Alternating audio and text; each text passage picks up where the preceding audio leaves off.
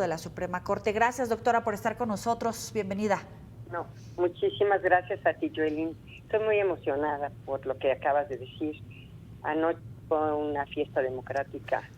De verdad, el pueblo no solamente ratificó, porque ese era como una especie de plebiscito del presidente de que sí están de acuerdo con sus políticas, sí están de acuerdo con lo que ha hecho, sino que además su sucesora es una mujer brillante, es una mujer muy inteligente, una mujer muy sensible, pero es una científica, cosa que no habíamos tenido en nuestro país.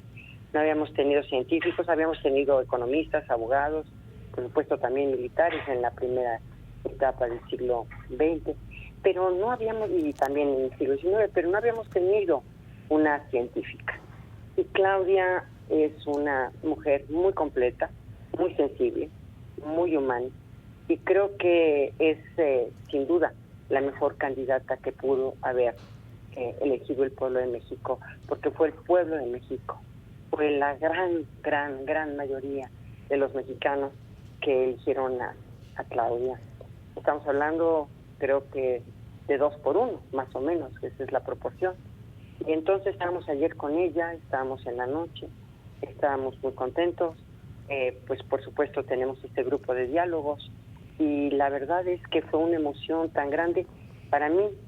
Imagínate, después de casi 60 años de militar en los movimientos feministas, de izquierda, por supuesto, y digo por supuesto porque en la derecha no cabían movimientos feministas, que llegue una mujer presidenta de México, pues es un sueño hecho realidad, es un verdadero éxito para las mujeres, y yo creo que vamos en muy buen camino para, como tú acabas de señalar, esta igualdad sustantiva que tanto necesitamos. ¿Cuál es el rasgo a nivel personal que más le distingues a la doctora Sheinbaum? Porque las dos son mujeres muy preparadas, las dos han sabido moverse en un ambiente político de muchos hombres, de mucha tradición, con pocos espacios para las mujeres, abrirse campo en lugares, mesas de trabajo, mesas donde se tomaban decisiones, que a veces es todavía difícil para muchas mujeres hoy por hoy. Pero ¿cuál es ese rasgo distintivo de la doctora Claudia Sheinbaum que en realidad define quién es Claudia? Mira, yo creo que en el gobierno de la Ciudad de México, ahí puedes darte cuenta quién es Claudia. Claudia es una mujer que se fija objetivos muy claros, es muy precisa, pero a la vez que es muy precisa y que es una científica y que tiene mucho método para alcanzar estos objetivos y los planes que ella ha establecido, concretamente los que estableció en la Ciudad de México, pues es muy coherente y además muy precisa para alcanzar estos objetivos con la metodología, yo diría, de su formación de científica. Y es una gente, además, curiosamente, fíjate, como que pudiera ser contradictorio ser científica, metódica y a su vez humanista y muy empática con todo el tema de las problemáticas de las mujeres. Y sin embargo, ella siempre ha sido una mujer muy humanista, es una mujer muy sencilla. Yo el trato que le veo es de una gran sencillez, y lo que ha hecho en la Ciudad de México con, por ejemplo, las lunas o las utopías, que son para prevenir la violencia, que son instituciones para prevenir la violencia y adicionalmente para proteger a las mujeres, y que tienen todo este cúmulo de profesionistas como son médicos, abogadas, trabajadoras sociales, inclusive también psicólogas, para atender a las mujeres que han sido violentadas. Y esta línea directa del 765 para que las mujeres puedan comunicarse directamente a una central y puedan ser atendidas, y la profesionalización de las policías, sobre todo de las policías mujeres, para atender también a otras mujeres en situación de violencia, creo que ha sido exitosísima. Ha disminuido muchísimo los feminicidios y adicionalmente ha disminuido realmente a las violencias. ¿Por qué? Porque la mujer en un momento dado tiene que tener herramientas para defenderse contra esta violencia que sufre, y que además tú lo sabes, tenemos mucho tipo de violencia en nuestro país y en el mundo entero, pero en nuestro país tenemos violencia política, tenemos violencia económica, violencia patrimonial, violencia intrafamiliar, violencia de pareja, y así todo tipo de violencias que hemos estado sufriendo las mujeres durante tantos años, y por supuesto la peor de todas, la más horrenda, pues es la violencia feminicida, o también incluso la tentativa de feminicidio, ¿verdad? Y ella ha sabido básicamente cómo coordinar los esfuerzos con las fiscalías, con el Poder Judicial, con la investigación con perspectiva de género. Yo te puedo decir que yo en lo personal, que acudían a mí como senadora muchos casos, muchísimos casos de mujeres violentadas y que iban a verme al Senado y que me abordaban incluso en las calles para ver sus problemáticas y que yo las remitía inmediatamente con la fiscal, con Ernestina Godoy. Tú no tienes idea el equipazo de mujeres que conocen este tipo de problemáticas de violencias de las mujeres y cómo ellas resolvían sus problemáticas. Inclusive, te puedo decir que muchísimos casos muy complicados de violencia vicaria se resolvieron allí en la fiscalía. Por eso cuando de verdad Ernestina no fue ratificada, yo dije, ¿qué error se está cometiendo? Un error, obviamente esto fue en razón política, pero ¿qué error se está cometiendo? Porque la estructura que tenía Ernestina, ojalá continúe, la estructura que tenía Ernestina, no hubo ninguna mujer que yo mandara a la fiscalía con el equipo de Ernestina que no fuera atendida y que su problema fuera resuelto. Inclusive te digo, violencias de todo tipo, estas violencias vicarias que últimamente se están dando, las violencias con ácido, las que no realmente no eran algo en México que pudiéramos ver con frecuencia, las violencias sí, que lastiman a las mujeres en sus caras con ácidos y con tanta cosa que realmente tú dices, pero ¿cómo es posible que un individuo pueda hacer esto en contra de una mujer? Pues ahí estaban estas mujeres, estas profesionales, estas vicefiscales capacitadas en estos temas y que ayudaban a las mujeres a resolver sus problemas de todo tipo de violencia. Y pues es una lástima que ya no está en la fiscalía. Ernestina Godoy, la doctora Olga Sánchez Cordero, ¿serán parte del gabinete de Claudia Sheinbaum si ella las llama a trabajar en su equipo? Seguramente sí, porque es una mujer muy completa. Yo ayer la vi, estuve platicando con ella, incluso ayer le agradecí que todas las mujeres que yo había mandado, mujeres que muchas veces no conocía yo, que las veía yo destrozadas y que se acercaban a mí para pedir ayuda de todo tipo de violencias y que yo les decía, bueno, esta unidad de violencias en contra de las mujeres en la Fiscalía de la Ciudad de México y que ellas acudían a este grupo técnico que tenía Ernestina y que resolvían sus temas. Bueno, no tienes idea de verdad lo que fue. Pero más allá de eso, yo creo que la posición de Ernestina, yo creo en el gabinete, va a ser muy importante porque seguramente la doctora Claudia Sheinbaum, la presidenta electa, va a resolver en pocos días quienes se integrarán en su gabinete y seguramente estará considerada Ernestina Godoy para estar con ella. Ahora, hay un gran reto en materia de seguridad. Sin embargo, los mexicanos pues han dado otro voto de confianza al proyecto del gobierno, a la política de seguridad. ¿Cuáles son los ajustes que sí se deberían de hacer en materia de seguridad pública? Ella ha estado insistiendo en cuatro ejes, los ha dicho mucho. Obviamente el primer eje va a ser coordinación entre no solamente los tres órdenes de gobierno, a nivel federal, estatal y obviamente municipal, que en el municipio es donde sucede prácticamente todo, ¿no? Todos los crímenes se cometen en los municipios.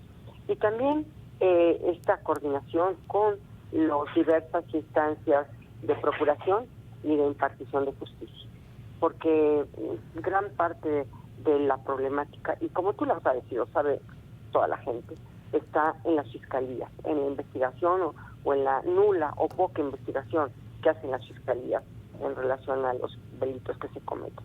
Y que no hemos fomentado tampoco la cultura de la denuncia. Entonces yo creo que coordinándose con las instancias de procuración, la impartición de justicia, coordinándose también con los 3 órdenes de gobierno, y luego dice ella, una policía eficiente, eficaz, capacitada, con prestaciones suficientes, con salarios dignos y con otro tipo de prestaciones como yo quiero seguro de vida, seguro de gastos médicos, en fin, todo esto que protege al policía y a su familia y a su entorno, becas para sus hijos, por ejemplo, y todas estas cuestiones que pueden ser muy atractivas también para las y los policías. Entonces yo me reuní, como sabes, yo tenía diálogos con las mujeres, Sí. y uno de mis diálogos fue con las mujeres policías de la Ciudad de México. Y yo te puedo decir sus demandas, sus inquietudes sobre su participación en la policía. Ellas, por ejemplo, tienen problemas muy serios, y lo comenté también con la doctora. Uno de los problemas es que les cuesta mucho escalar el escalafón de la policía. Prácticamente a ellas no les dan oportunidad de tener mayores, posiciones dentro de este escalafón de la policía. Y por otra parte también el acoso, y muchas veces acoso sexual de sus propios compañeros. Entonces, y además también el problema de sus hijos, ¿no? De dónde dejar a sus hijos. Entonces, toda esta problemática, pues si uno les da la alternativa de resolverles, por ejemplo, el tema del sistema de cuidados para sus hijos, o el tema también de que puedan escalar dentro de la policía en las diversas jerarquías y escalafones que tienen, y todo este tipo de cosas, pues realmente hay una mayor disposición para realmente cuidar a la población y para realmente hacer un ejercicio impecable como policía para cuidar a nuestra gente. Y luego también, además de la coordinación, además de las policías, ella está hablando también de algo bien interesante: cero impunidad. Cualquier delito que se cometa, cualquier delito tiene que ser investigado y tiene que ser judicializado para que tengamos una condena respecto de los criminales y de las personas que cometen estos delitos. Y por último, desde luego, les digo, es un compromiso. Esto de la impunidad me parece importantísimo, esencial, y es uno de los temas que ahorita creo que tenemos con mayor problema, porque pues si hay corrupción es porque hay impunidad, si hay violaciones a las mujeres es porque hay impunidad, si hay feminicidios es porque hay impunidad, si hay robos es porque hay impunidad. Entonces yo creo que el tema es la impunidad. En cero impunidad, eso también sería el cuarto eje. Sí. Entonces ya te dije los 4 ejes, ¿verdad? La coordinación, las policías, sobre todo la no impunidad, y desde luego que todos los poderes públicos que tengan, o todas las instituciones e institutos que tengan que ver con la procuración e impartición de justicia, tengan una coordinación con el gobierno, en este caso el gobierno federal. ¿Cuáles son? Eso es lo que va a cambiar. Eso es lo que ella hizo en la Ciudad de México, precisamente, y que la verdad disminuyó mucho el índice delictivo en nuestra capital. ¿Cuáles son las líneas que no se deben de traspasar para mantener el sistema de pesos y contrapesos? La independencia, en el caso del Poder Judicial, evidentemente, al Poder Legislativo, al Poder Ejecutivo. Cuando escuchamos voces que tal vez exceden en una alarma, pero que tú también has sabido poner precisamente esos puntos clave para avanzar en una democracia, pero mejorando lo que es perfectible y no permitiendo que se vaya más allá por encima de la ley. Pues por supuesto que tenemos un sistema de pesos y contrapesos constitucional. El marco normativo de la Constitución establece cuáles son los pesos y contrapesos que debemos de respetar y que no podemos excedernos. Por eso yo insistí tanto cuando resolvimos el tema de la suspensión, de que yo les decía, a ver, ustedes imagínense un juez, no la corte, les decía yo a la Comisión de Justicia y al Pleno del Senado. No la Corte, un juez de distrito. La Corte invalida leyes con una mayoría calificada de 8 votos y es el, digamos, el Tribunal Constitucional del Estado mexicano. Pero un juez de distrito que suspenda una ley con efectos generales y que esta suspensión dure transeccionalmente, que puede durar 10 años, pues ya para qué quieres una sentencia, ya como poder legislativo, ya una suspensión de un juez de distrito, duró 10 años, ya tu ley nunca va a entrar en vigor. O sea, un Congreso Federal que expida una ley con un juez de distrito, con una suspensión que sea inclusive transaccional, pues ya no entró en vigor y no se puede rebasar tampoco los pesos y contrapesos del legislativo, como el legislativo tampoco puede traspasar los contrapesos del Poder Judicial y tampoco el Ejecutivo. Entonces, veamos con calma cuando se están traspasando los límites de los contrapesos entre los poderes y pongamos los límites correspondientes para que efectivamente este sistema constitucional de pesos y contrapesos pueda llegar a funcionar adecuadamente. Nadie me pudo rebatir el argumento de que una suspensión de un juez de distrito de una norma general con efectos generales transeccional no estaba violentando al poder legislativo. Nadie me lo pudo argumentar en contrario. Y así es, como esa, te puedo decir otras muchas. Entonces, ¿qué vamos a hacer? Pues vamos a ver un sistema de pesos y contrapesos verdaderamente real y verdaderamente constitucional y que se respete la Constitución por jueces, por legisladores y por el gobierno federal.